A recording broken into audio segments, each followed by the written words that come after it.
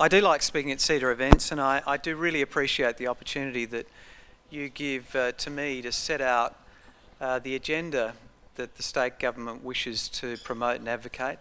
I think CEDA makes a magnificent contribution to this most important part of our democracy, that is the debate of ideas. So thank you for the high quality work that you produce. Thank you for the forums that you give to people like me to say the things that we want to say. Hamilton as well, thank you Hamilton for the work you do in facilitating these important occasions. Can I acknowledge the Honourable Sir Eric Neal, former Governor of South Australia. Can I also acknowledge Miriam Silver, President of CEDA's South Australian Northern Territory Advisory Council, Mr Raymond Spencer, Chairman of the Economic Development Board, and ladies and gentlemen, members of the business community. I also like to acknowledge that we gather today on the traditional lands of the Kaurna people and that we acknowledge their spiritual relationship with their country. Well, it's no surprise to anybody here that in 2016 South Australia is grappling with an extraordinary range of challenges, some exciting and some very unsettling. And we've seen just this week with the ARIAM announcement that the markets for many of our products and commodities are in a state of turmoil. Whole industries are rising and falling before our eyes. If you read the paper and looked at the popular reporting of this, you'd imagine that there is a catastrophic loss of jobs in the economy. Indeed, over the last 12 months, 10,000 new jobs have been created in the economy over those jobs that have been lost. So for every one of those jobs you've seen lost in the South Australian economy, they've been replaced and 10,000 on top of that have been created. That's not the popular conception that you'd have just by listening or watching the discussion that passes.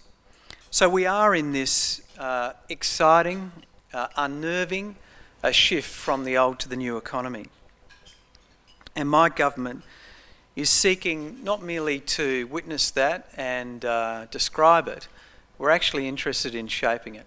We want to not be overtaken or overwhelmed by these forces. We want to take control of them together with the community and shape them for our benefit. And we're pursuing that with a plan, a clear plan, a plan which sets out our economic priorities. We set them down 18 months ago, and every day we are using them to guide the decisions that we take as a government. We're using them to guide the resources that we allocate, the people we choose to meet, the overseas missions that we embark upon. It is our blueprint. The point is that to actually achieve and respond to the challenges that we face, we need to motivate and mobilise every element of the South Australian community. We need the South Australian community to understand the challenges. That's why we need to be honest about them. But we need to inspire people to come along on the journey with us. That means we need partners. We need partners in the private sector, the business community. We need partners in other sectors of the civil society, academia, the non-government sector. And critically, we need partners across the whole sphere of governance. Local government, important relationship between state and local government. And profoundly, we need a partnership with the Commonwealth Government. Today what I want to do is to set out what the South Australian and federal governments can achieve together if we really put our mind to it. It's timely, I think, for us to set out the South Australian agenda and as it relates to the Commonwealth agenda in this most important year in the lead up to a federal election.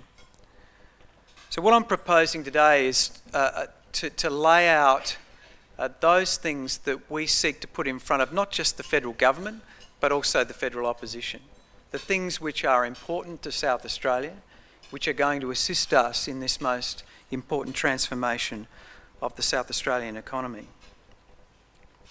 You'll see that we're producing a summary document that will be on your table in due course.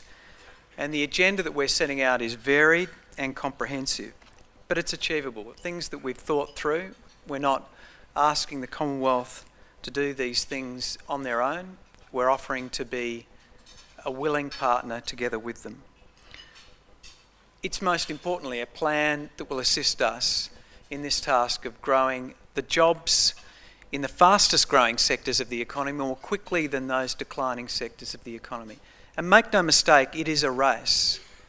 There is an enormous amount of destruction going on, but an enormous amount of creation going on.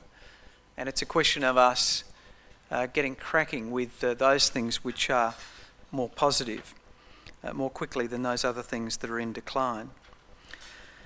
But before I address those projects and proposals that we want to put in front of the federal government in this most important year, I want to explain to some degree the present mood of South Australians. We know that we've had a tense relationship with the Commonwealth Government. It's been a period when I think many South Australians have felt that the federal government hasn't fully understood where South Australia imperatives are and what it needs for its future. We saw the car industry decision, quickly followed by a lot of uncertainty created around the future submarines project, very massive cuts to health and education budgets, and then doubts about an industry which was very exciting for South Australia, which is our wind farm sector. So there was a sense in which South Australia was experiencing all these massive change, but we had a federal government that didn't understand that and wasn't sufficiently responding to those concerns. I must say, however, there has been a degree of improvement in the relationship recently. And I do want to dwell on those things because, frankly, I think they're more important. It's not where we've been, but where we're going to be in the future. There has been support for a proposal that I announced late last year to reform early childhood development. There's been the bringing together of childcare back into the education framework, away from its present welfare / work incident position had it been under the previous regime. There's been cooperation on major infrastructure projects such as the Torrens to Torrens project, the Darlington project, the Northern Connector project. And I've also been pleased to see a way in which the Commonwealth has responded positively to the announcements this week emerging from the Royal Commission into the nuclear fuel cycle. And I think that there's also been, a willingness from the federal government to respond to this most important issue of the threat to Arium and the nation's only structural steel plant. And this will be a big challenge for both levels of government, but the early signs are that we're receiving good cooperation from the Federal Minister. We're also seeing a shift in perspective about the future submarines project, and it does look likely, at least under the present disposition of the Commonwealth Government, that we will achieve a South Australian build for the 12 new submarines. So they're all very positive things that we need to continue to advance with the Commonwealth Government and something that is showing some signs of important improvement. But what I want to focus on today is the list of issues that we seek to agitate to both major parties. We are going to pursue each of the projects that I've outlined today with energy and determination and with the commitment of our own funds. So we are going to put our money where our mouth is. We think that our best chance of succeeding as a state is if we have willing federal partners. Obviously, the ideal result is that we go into a federal campaign with both major parties proposing to support the ideas that we wish to advance. Now, there are a number of issues. I just want to select out, though, three for special attention this morning. And not to say that they are necessarily the three most important things, but there are three that I think perhaps haven't received necessarily the amount of attention in the public debate that they need to receive. The first is a project which builds on the extraordinary health and biomedical precinct rising immediately to our west. and which is changing the skyline of the city, and I think the ambition of our city, in an extraordinary way. Anyone that's driven along North Terrace or caught a train into town will now see the scale of this precinct, the largest biomedical precinct in the Southern Hemisphere. Soon, the doors of the new RAH will open. The Adelaide University and University of South Australia buildings are taking shape. And SAMRI, South Australian Health and Medical Research Institute building, that extraordinarily beautiful piece of architecture, is already home to researchers who are doing cutting-edge work in health and ageing and making valuable connections to their counterparts in other parts of the world. We think, though, this precinct would benefit from the inclusion of a further important research facility.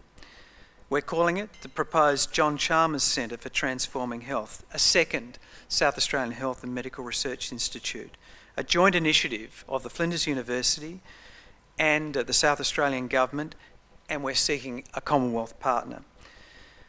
Its ambition is to translate research findings into new clinical practices and products. It will also house the nation's first Australian Centre for Proton Therapy and Research. Proton therapy is attracting attention because it delivers a more precise dose of radiation and so gives cancer patients a better quality of life. As an aside, this technology, which is similar to the technology in the particle accelerator, which is in the existing South Australian Health and Medical Research Institute building, is the same technology which was discovered by the father and son Nobel Prize recipients, William Henry and William Lawrence Bragg, who both spent many years here in Adelaide and of course won Nobel Prizes. So there's a lovely symmetry between something which was discovered at the turn of the last century and something which at the beginning of this century is going to make an extraordinary transformation in not only the way in which we treat patients here, but also adding to the sum of knowledge of medical treatment. There currently is no proton therapy machine in Australia, nor in the Southern Hemisphere. The federal government funds, at a cost of something like $250,000, the treatment overseas of a small number of Australian patients each year. So you can easily see that the business case for the proton therapy unit is quickly going to stack up. If the unit is set up in Adelaide, we could save money by treating patients here, obviously, but we can treat many more people overall. It's estimated that something like 600 patients each year would benefit from a treatment of this sort. Only a fraction of that actually get that treatment. And we also know, as the only proton therapy unit in the Southern Hemisphere, we would create a knowledge-intensive industry here in South Australia as people from our near region would come here and receive this most important treatment. Now, the initial business case puts the cost of the John Chalmers Centre at $280 million. The Flinders University have committed $60 million to the project. The state government is prepared to commit land and also funding in the order of $44 million. What we're proposing in the Commonwealth would contribute $176 million, and I have discussed this most important project with our Commonwealth colleagues of both parties, and I believe that there is strong support for this proposition. This proposed unit, along with the new RAH, the medical school, the university health building, the exciting SAMRI, will create a powerhouse of research and innovation here in South Australia. And it will add to a health and social assistance sector that is already the fastest growing sector of the South Australian economy. So this is not just something about the health and well-being of our citizens. It's not just about the technology transfer that such a high-tech institution will bring. It's about jobs. It's about the creation of long-term sustainable jobs in a fast-growing sector of the South Australian economy. So that's the first significant issue that we'll be advancing during this most important year. The second priority issue that I'd like to discuss today is an infrastructure project which is directed at accelerating probably one of the most exciting industries and one of our most important industries, the food and wine sector. Something like 1 in 5 jobs that exist in the South Australian economy are directly related to the food industry. It's a massive number. It is one of our most important sectors, and it has massive prospects for growth. Our plan is to essentially upgrade and expand the recycled water systems in the northern areas. This work would broadly cover the region of Two Wells, Whyalla, and focus specifically on the northern Adelaide plains. This food bowl has prospects for growth, but absolutely essential for that growth is water. If agribusiness had better access to water, we estimate it could increase production and create 10,000 new jobs by 2020 and export effectively into the current and new markets in the region around us. What we know here in this state is that we have an extraordinary reputation for premium food grown in a clean environment, clean soil, clean air, clean water, not something that other places can boast of. And we have the near markets, the markets in the Indo-Pacific region, which are calling out for these products. So we have the markets. What we need is the capacity to deliver to those markets. This is a project to which the state government is prepared to commit substantial resources over the coming years. But more importantly, we also have conducted a detailed analysis of the types of food and produce in demand in those growing markets in the Indo-Pacific region. It's not enough just to grow what we've always been growing. It's not enough just to put commodities into containers. We want to create food. We want to add value.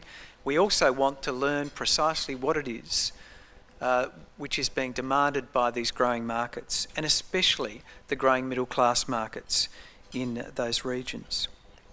The Commonwealth can help us to make this a reality by working with us. It's pleasing to see this project was on the Infrastructure Australia priority list that was released just this Wednesday.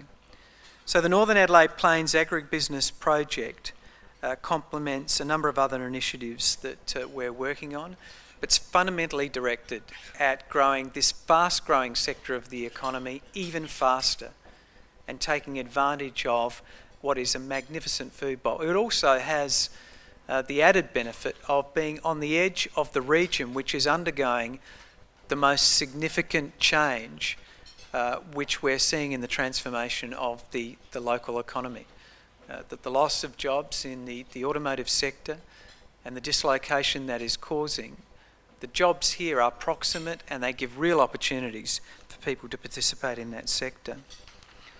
So the other projects which speak to this agenda, which we're also advancing, are our efforts to improve the quality and capacity for us to pursue irrigation out of the Murray-Darling Basin, our Northern Adelaide Food Park at Parafield, and the upgrading of the Strzelecki track, which opens up the whole northern area of the country. So this is the second major project. It's a project based on taking the existing wastewater plant at Bolivar, increasing its capacity, ensuring that that water is fit for purpose, and through a process of pipelines and pumping, ensuring that that water is available to drive the food industry in the northern areas of our state. The third and final topic that I want to touch on today is an area which opens up a real advantage for South Australia in terms of its livability and its economic development, and that is the investment in public transport and more specifically trams. Once again, on Wednesday this week, Infrastructure Australia publicly backed our plan to expand Adelaide's tram network by placing it on the new infrastructure priority list. And many of you would appreciate that we once had a beautiful tram network until somebody decided to tear it up in the 1960s, and that's obviously proven not to be a prescient decision. But like many states and many countries in the world, people are putting their urban rail and light rail and tram networks back in place. This is an international phenomenon.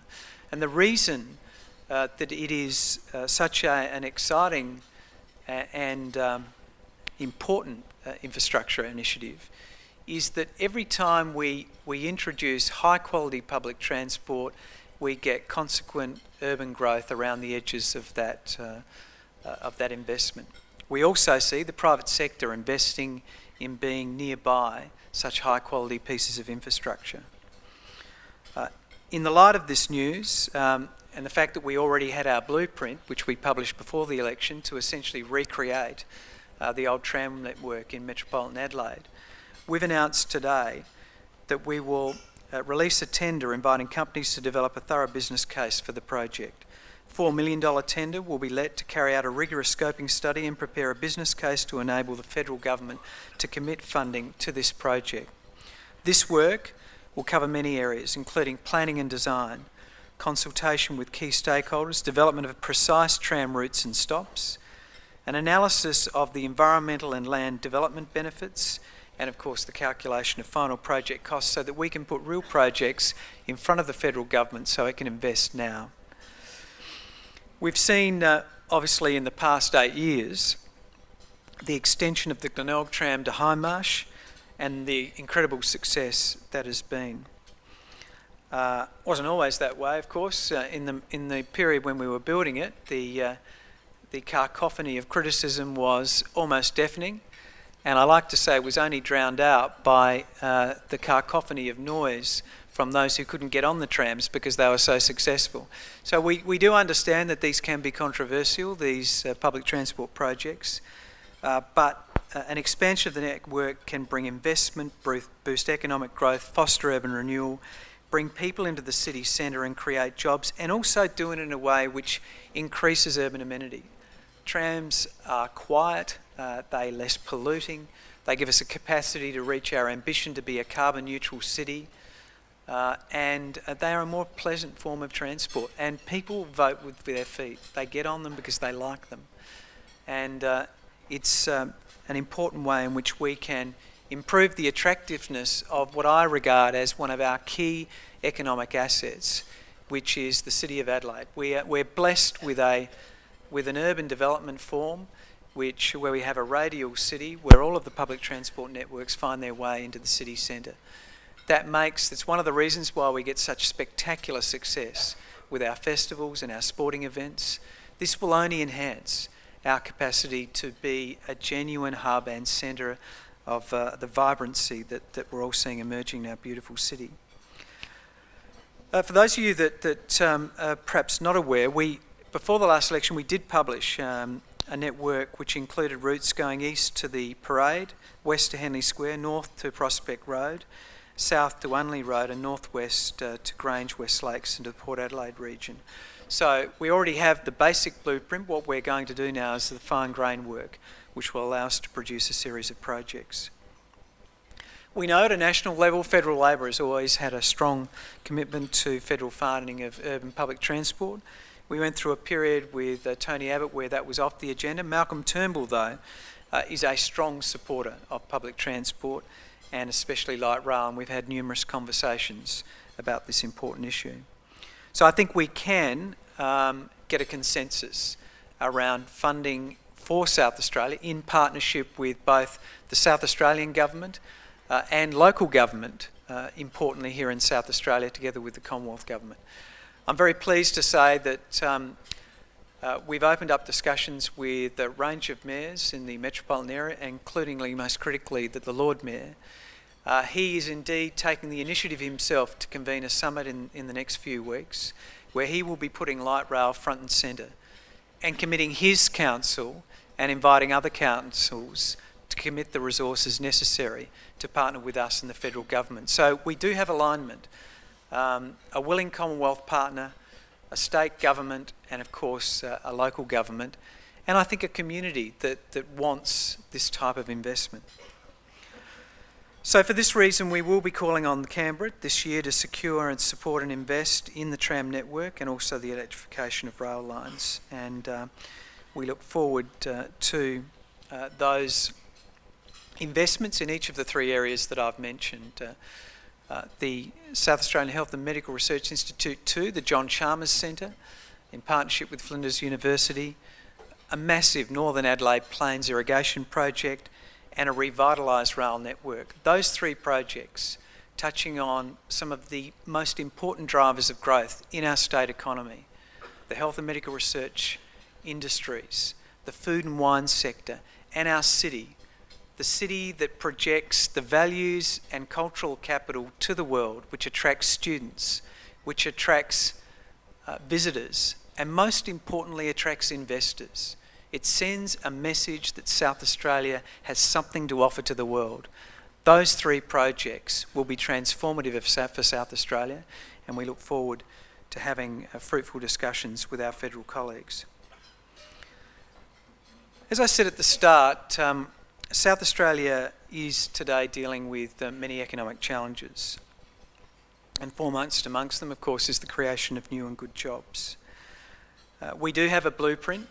It's clear, it's articulated. We're holding ourselves to account with targets which are all going to be there for everyone to see in the lead up to the next election. I have received some criticism in the past few years for being strident in my advocacy against a federal government that I believed had not understood South Australia and its imperatives. But I make no apologies for standing up for South Australia. I believe that there is a growing awareness in the federal government that they had not been paying sufficient attention to South Australia. It is welcome that we're seeing a change in that perspective, and I think earlier today you saw a particular perspective by the new Federal Industry Minister, which is welcome by me and my government. We've demonstrated that we're prepared to go out on a limb to promote perhaps even necessarily things which might be controversial or unpopular, things like opening a debate about tax reform, opening a debate about nuclear power. But it's absolutely crucial that we're honest with people about the nature of the challenges. We don't want to paralyse people with fear, but we also don't want to speak dishonestly to people about their future. I think people are willing to hear hard news about what we need to do to change in this state, in this nation, if it's delivered intelligently and it's backed up with some analysis and some weight. So that's what we've been trying to do. We've been trying to pursue our agenda constructively with the federal government. All of this, of course, requires funding. It requires us to, as a country, provide the resources necessary if we're going to make investments of this sort. So when we enter into the public debate, we don't just front up with a problem, we also front up with a solution. That's what a mature political debate is about. So when we pursued our agenda of resisting the $80 billion cuts to health and education, because we believe a first-class nation deserves a first-class health and education system, we didn't just complain about the cut, we also came up with a revenue solution. When we promote these projects, we're not simply saying, write us a cheque, we're saying we're willing to be a partner, and we are also have skin in the game and prepared to work with you as a state government. And we're prepared to round up all the other stakeholders in our state around this effort. I've always made a commitment to the people of South Australia that I'll stand up for them. I've made a commitment that this transformation of the economy is something that we're going to lead. We're not going to be overwhelmed by it. And I've also made a commitment that we're going to keep on building South Australia. And with these projects, it will assist us to do that. Thank you.